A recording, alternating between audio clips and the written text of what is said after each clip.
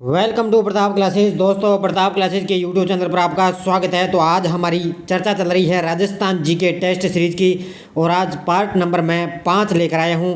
और जो भी विद्यार्थी कंप्यूटर अनुदेशक भर्ती वीडियो मेंस एग्जाम के लिए लगातार आपको ये राजस्थान जीके की टेस्ट सीरीज मिल रही है, तो जल्दी से सारे विद्यार्थी वीडियो को लाइक और शेयर कर देना।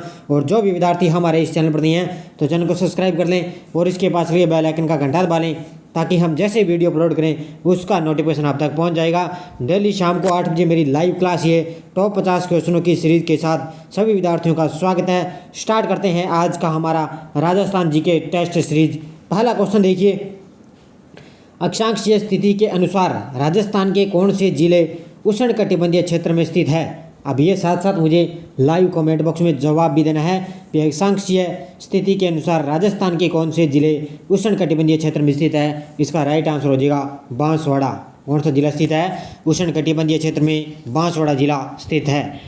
दूसरा क्वेश्चन देखो, कौन सा पाकिस्तानी शहर भारत पाक अंतर्राष्ट्रीय सीमा के सर्वाधिक निकट है? यानी कि कौन सा जो पाकिस्तानी शहर है जो भारत और पाक की अंतर्राष्ट्रीय सीमा के सर्वाधिक निकट है? क्रांति, हैदराबाद, लाहौर, मुल्तान। तो ध्यान रखना कौन सा है? लाहौर। लाहौर जो है शहर है वो क्या है? भारत और पाकिस्तान के अंतर्राष्ट्रीय सीमा के सर्वाधिक निकट स्थित है। अगला देखो, आड़ावाला पर्वत राज्य के कौन से जिलों में स्थित है? आड़ावाला पर्वत उदयपुर, भीलवाड़ा, सिरोही, बूंदी। तो ध्यान रखना आड़ावाला पर्वत है बूंदी राज्य में। किस जिले में है? बूंदी जिले में स्थित है आड़ावाला पर्वत। नेक्स्ट देखो, राजस्थान के किस जिले में जो न्यूनतम भूकंप संभावित क्षेत्र है वह कौन से हैं? यानी कि राजस्थान के ऐसे कौन से 2 जिले हैं जहां पर सर्वाधिक यानी कि न्यूनतम भूकंप आते हैं? गंगानगर मानगढ़, अलवर झुंझुनू, अलवर भरतपुर, भरतपुर सीकर।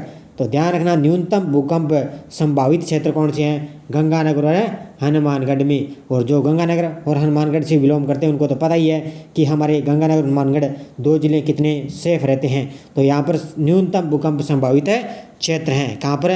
गंगानगर और हनुमानगढ़ में। नेक्स्ट देखो, निम्न में से नदियों एवं उनके उद्गम स्थल में से असंगत युग्म है। अब नदियों और उनके उद्गम स्थल से असंगत बताना भी कौन सा इनमें से असंगत है? अलनिया, मुकंदवाड़ा की पहाड़ियाँ, कुराल, ऊपरमाल का पठार, पार्वती, सीहोर विंध्याचल, परवन, सूरसेन मध्य प्रदेश। तो ध्यान रखना इसका राइट आंसर क्या हो जाएगा? परवन, सूरसेन मध्य प्रदेश। ये यहाँ से नहीं निकलती, लेकिन अलनिया मुकंदवाड़ा की पहाड़ियों से, कुराल ऊपरमाल के पठार से और पार्वती सीहोर विंध्याचल से। तो ऑप्शन नंबर डी यहाँ पे राइट आंसर हो जाएगा। असंगत पूछा है तो ऑप्शन नंबर डी सही राइट आंसर हो जाएगा।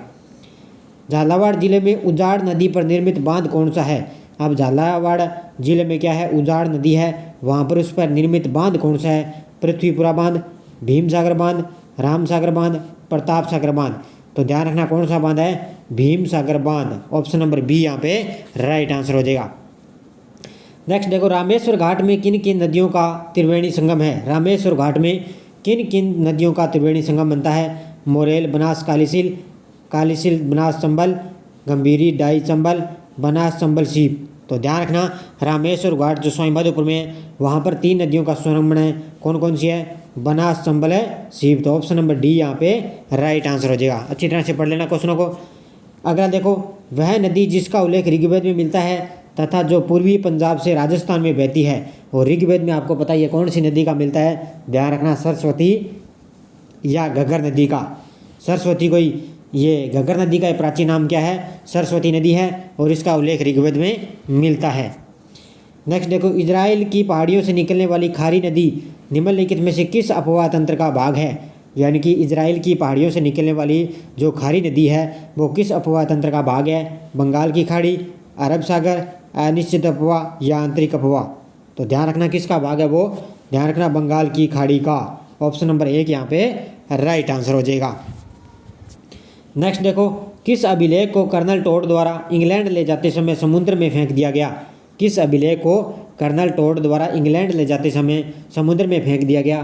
तो वो कौन सा था? मानमोरी का लेख। कौन था? ऑप्शन नंबर सी मानमोरी का लेख क्या है? कर्नल टोड द्वारा इंग्लैंड ले जाते समय समुद्र में फेंक दिया गया।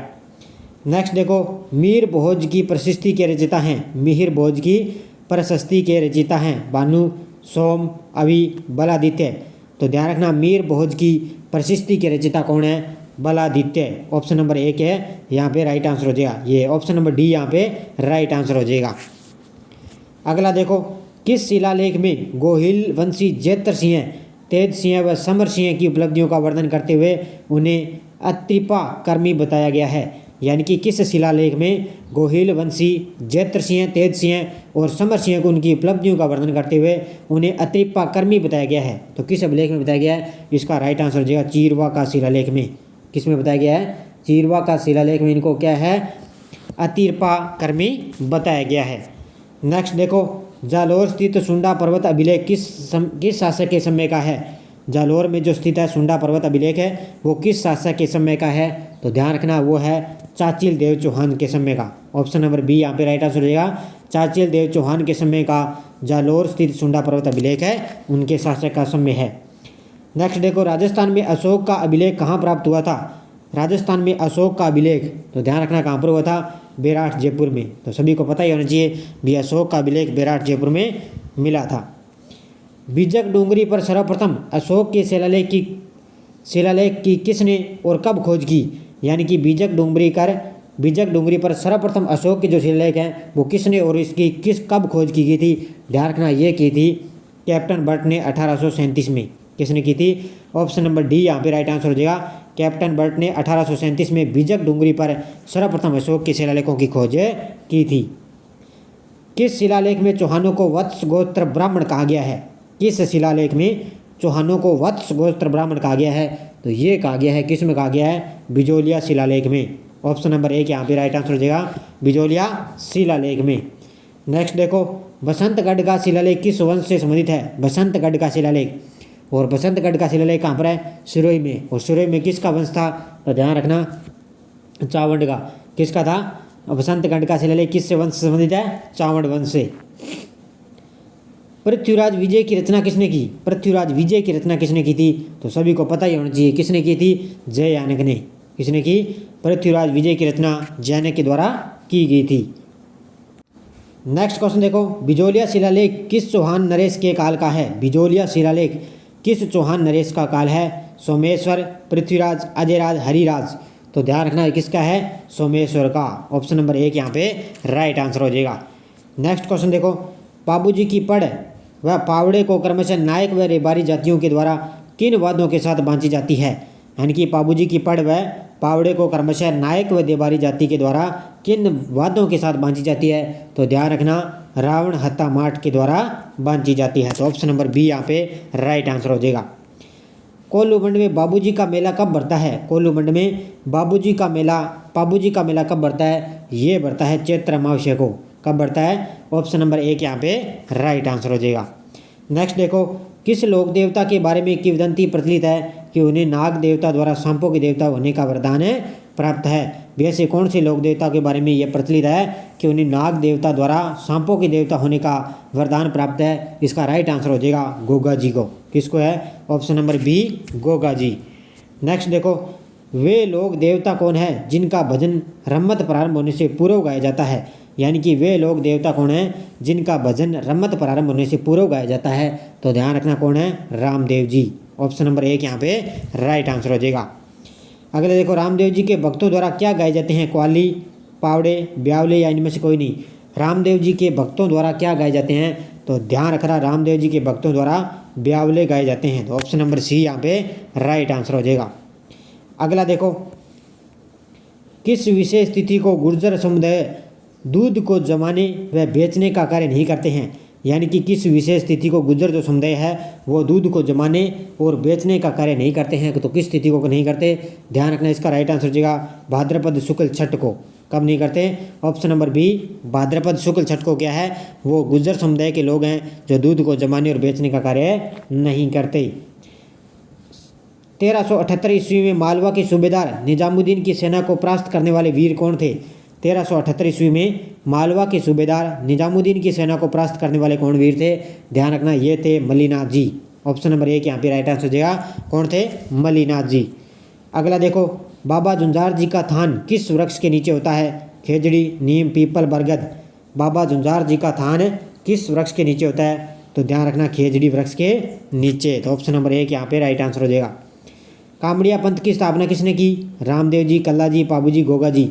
और कामड़िया पंथ की स्थापना बताइए मुझे सारे विद्यार्थी इसका राइट आंसर।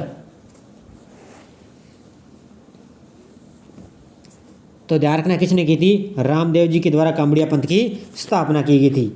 नेक्स्ट क्वेश्चन देखो, राज्य में पवनानुवर्ती बालुका स्तूपों का सर्वाधिक विस्तार मिलता है। राज्य में पवनानुवर्ती बालुका स्तूपों का सर्वाधिक विस्तार किन जिलों में मिलता है? तो ध्यान रखना ये मिलता है जैसलमेर और बाड़मेर जिलों में। ऑप्शन नंबर बी यहाँ पे राइट आंसर हो जाएगा। जैसलमेर और पोखरण के निकट बालुका स्तूप मुक्त प्रदेश की पलाया जिलों को स्थानीय भाषा में क्या कहा जाता है? तो ध्यान रखना पलाया जिलों को स्थानीय भाषा में क्या कहा जाता है? ये कहा जाता है रन। क्या बोला जाता है? रन इनको बोला जाता है। लूणी नदी को बेसिन को क्या कहा जाता है? लूणी नदी के बेसिन को क्या कहा जाता है? गोडवाड़ क्षेत्र, थली क्षेत्र, मगरा क्षेत्र, तोरावाटी क्षेत्र। तो बताइए मुझे लूणी नदी के बेसिन को क्या कहा जाता है? तो ध्यान रखना ये कहा जाता है गोडवाड़ क्षेत्र। क्या कहा जाता है? 31 नंबर का उत्तर हो जाएगा। 1 नंबर गोडवाड़ क्षेत्र उसको बोला जाता है। नेक्स्ट देखो, राज्य की सर्वोच्च पर्वत चोटी गुरु शिखर 1722 मीटर के निकट कौन सा पठार स्थित है? गुरु शिखर कहाँ पर है? सिरोही में स्थित है। इसने पूछा भी इसके सर्वाधिक निकट कौन सा पठार स्थित है? बोराट का पठार, उड़िया का पठार, मालवा का पठार, भीम का पठार। बताइए मुझे सारे विद्यार्थी इसका राइट आंसर। तो ध्यान रखना किसका कौन सा पठार स्थित है? उड़िया का पठार है स्थित है। तो 32 नंबर का उत्तर हो जाएगा 2 नंबर। नेक्स्ट देखो, पश्चिमी राजस्थान की रेतीली बालू मिट्टी में बालू का प्रतिशत पाया जाता है। पश्चिमी राजस्थान की रेतीली जो बालू मिट्टी है उसमें बालू का कितना प्रतिशत पाया जाता है? ध्यान रखना 90 से 95%। कितना पाया जाता है? 90 से 95% बालू का प्रतिशत है पाया जाता है। नेक्स्ट देखो, किसके शासनकाल में मेवाड़ भील कोर का गठन किया गया था? किसके शासनकाल में मेवाड़ भील कोर का गठन किया गया था? जगत सिंह द्वितीय, उदय सिंह, सरदार सिंह, भीम सिंह। तो ध्यान रखना किसके समय? सरदार सिंह के समय क्या है? मेवाड़ भील कोर का गठन किया गया। नेक्स्ट देखो, जालौर में अलाउद्दीन का समकालीन शासक कौन था? जालौर में अलाउद्दीन का समकालीन शासक कौन था? तो ध्यान रखना कौन था? कानड़देव। ऑप्शन नंबर बी यहाँ पे राइट आंसर हो जाएगा। नेक्स्ट देखो, किस ग्रंथ से रणथंभौर के चौहान शासकों की जानकारी प्राप्त होती है? किस ग्रंथ से रणथंभौर के चौहानों की जानकारी प्राप्त होती है? तो ध्यान रखना हमीर महाकाव्य से। किससे होती है? ऑप्शन नंबर 1 हमीर महाकाव्य। नेक्स्ट देखो, राजस्थान के किस क्षेत्र में डावी और जीवनी सामंतों की श्रेणियां प्रचलित थी? राजस्थान के किस क्षेत्र में डावी और जीवनी सामंतों की श्रेणियां प्रचलित थी? उदयपुर, जैसलमेर, कोटा, मारवाड़। बताइए मुझे सारे विद्यार्थी इसका राइट आंसर। तो ध्यान रखना कौन कहाँ पर थी? जैसलमेर में। ऑप्शन नंबर बी यहाँ पे राइट आंसर हो जाएगा। नेक्स्ट देखो, 12 कोटड़ी नामक सामंती व्यवस्था का प्रचलन किस राज्य में था? 12 कोटड़ी नामक सामंती व्यवस्था का प्रचलन किस राज्य में था? आमेर, मेवाड़, बीकानेर, मारवाड़। बताइए मुझे। तो ध्यान रखना किस में था? आमेर में। 12 कोटड़ी नामक सामंती व्यवस्था का प्रचलन आमेर में प्रचलित था। नेक्स्ट देखो, दूध बावड़ी स्थित है आबू, कोटा, बीकानेर, बूंदी। दूध बावड़ी कहाँ स्थित है? तो ध्यान रखना दूध बावड़ी है आबू यानी कि सिरोही में। कहाँ पर स्थित है? आबू, सिरोही में। नेक्स्ट देखो, कोटा बूंदी मार्ग पर देवपुरा गांव के निकट 1683 में निर्मित छतरी के स्तंभों की संख्या कितनी है? 84, 82, 32, 80। कोटा बूंदी मार्ग पर देवपुरा गांव के निकट 1683 ईस्वी में निर्मित छतरी के स्तंभों की संख्या कितनी है? ध्यान रखना इसका राइट आंसर हो जाएगा 84। कितनी है? ऑप्शन नंबर 1 यहाँ पे राइट आंसर हो जाएगा। अगला देखो, राजस्थान का एकमात्र काष्ठ का महल कहाँ बनाया गया है? बताइए मुझे, राजस्थान का एकमात्र काष्ठ का महल कहाँ बनाया गया है? ध्यान रखना ये बनाया गया है झालावाड़ में। कहाँ पर बनाया गया है? ऑप्शन नंबर 2 यहाँ पे राइट आंसर हो जाएगा। नेक्स्ट देखो, राजस्थान में गेटोर की छतरियाँ किस वंश के राज परिवारों से संबंधित है? गेटोर की छतरियाँ किस वंश के राज परिवारों से संबंधित है? मुगल वंश, मराठा वंश, कछवा वंश, चिश्ती वंश। तो ध्यान रखना किस वंश से है? कछवाहा वंश से।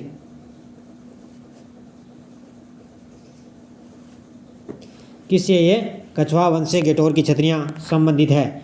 नेक्स्ट देखो, बसंती नामक किले का निर्माण किसने करवाया? बसंती नामक किले का निर्माण किसने करवाया? तो ये करवाया था राणा कुंभा ने। किसने करवाया था? ऑप्शन नंबर सी यहाँ पे राइट आंसर हो जाएगा। राणा कुंभा के द्वारा बसंती किले का निर्माण करवाया गया। 2.5 दिन का झोंपड़ा कहाँ स्थित है? तो ये तो सभी को पता है, अजमेर में 2.5 दिन का झोंपड़ा स्थित है।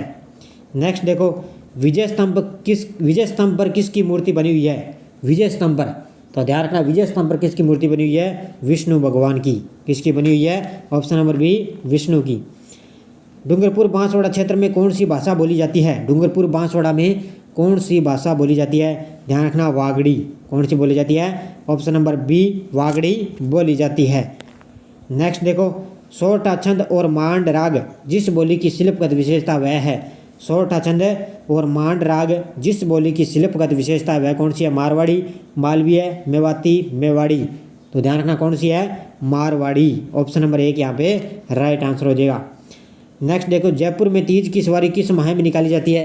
तो ये तो सभी को पता ही होना चाहिए कि जयपुर में तीज की सवारी सावन महीने में निकाली जाती है। नेक्स्ट देखो, राजस्थान का सबसे बड़ा साहित्यिक मेला राजस्थान में कहाँ आयोजित किया जाता है?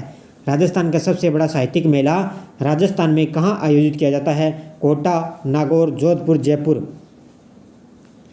तो ध्यान रखना कहाँ पर होता है ये? डी जयपुर में आयोजन इसका किया जाता है।